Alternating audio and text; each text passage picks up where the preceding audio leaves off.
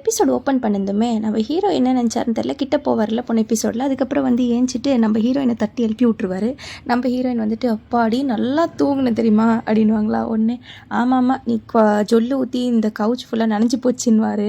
ஒன்று நானே தொடச்சிட்றேங்க நீ தொடச்சிட்டு நல்லா தூங்கினேன், இன்னும் கொஞ்சம் நேரம் கூட நான் தூங்கினா நல்லாயிருக்கும் அப்படின்னு ஹீரோ மேலே சாய்வாங்களா. ஹீரோ வந்துட்டு நீ யார் கூடயும் வெளியில் போகணுன்னு சொன்னல அப்படிவாங்களா.